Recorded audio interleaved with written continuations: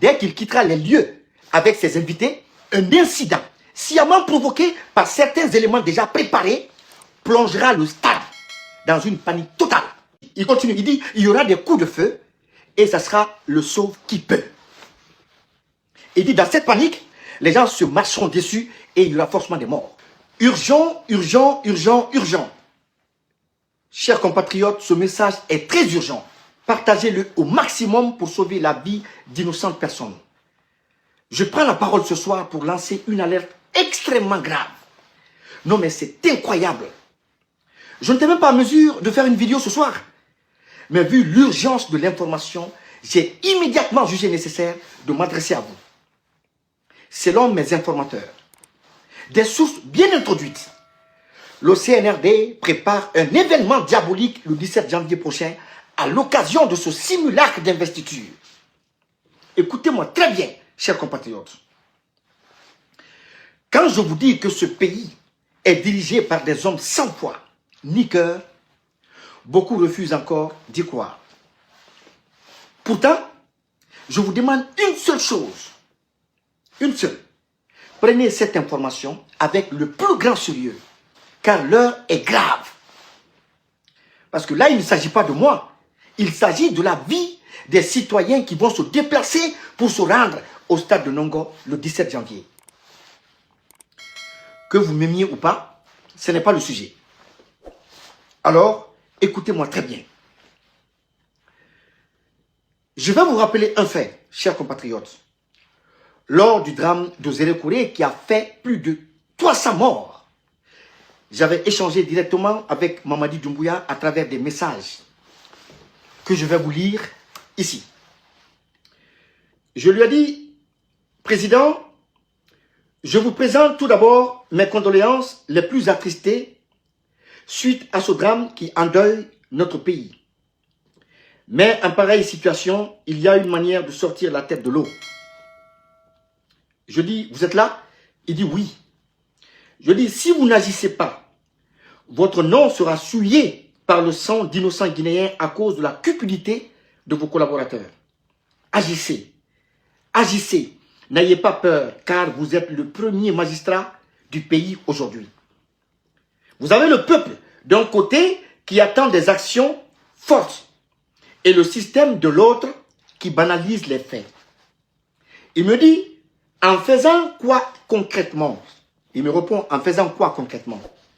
Je dis, Président, il faut changer au pire quelques membres de ce gouvernement qui étaient sur les lieux en guise de sanction. Il me dit, je continue, je dis, l'opinion nationale et internationale vous culpabilise et vous tient pour responsable. Il me dit, avant la fin des enquêtes, je dis, je vous ai fait des propositions qui ne sont pas peut-être réalisables pour vous, mais il faut que vous sortiez de cette situation la tête haute. Dans un pays normal, la première action que le président pose en pareille situation, c'est de révoquer tous les ministres qui sont de près ou de loin mêlés à ça, en attendant la fin des enquêtes. Après tout, il s'est contenté de réagir par un simple pouce pour dire « OK ».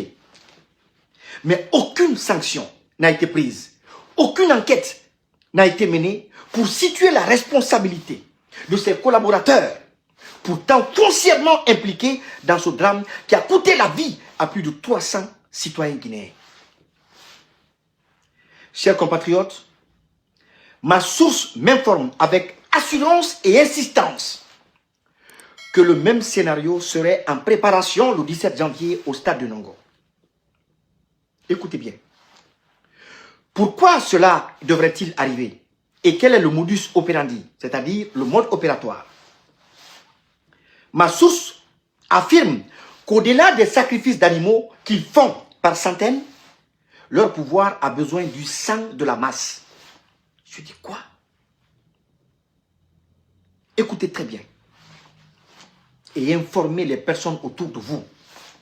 Croyez-moi ou non, faites-en ce que vous voulez de cette information. Mais écoutez. Une fois, vous aviez entendu Ansou Damaro parler d'une histoire de marabout au palais au médecin, non?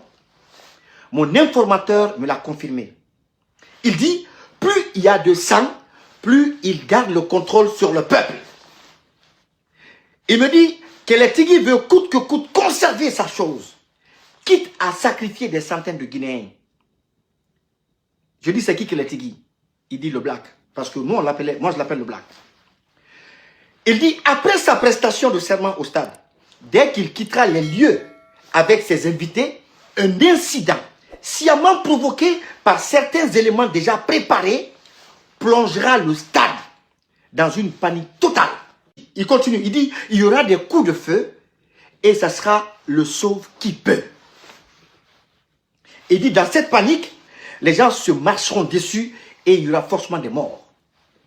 Le lendemain, certains officiers déjà dans leur viseur seront arrêtés et accusés d'être à l'origine d'une tentative de coup d'État.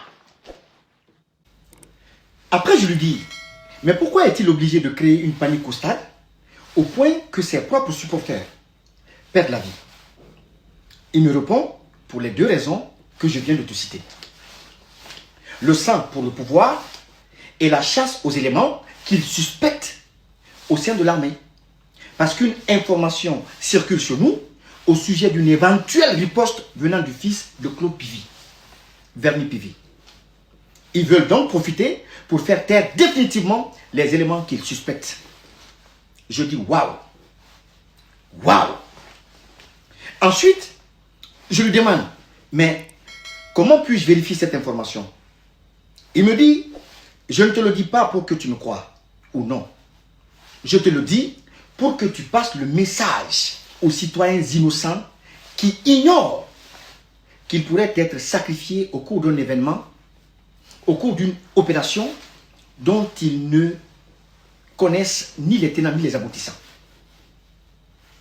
Il dit parce que ta voix passe. Puis il rajoute, il dit n'oublie pas surtout d'insister sur le cas des enfants et des adolescents.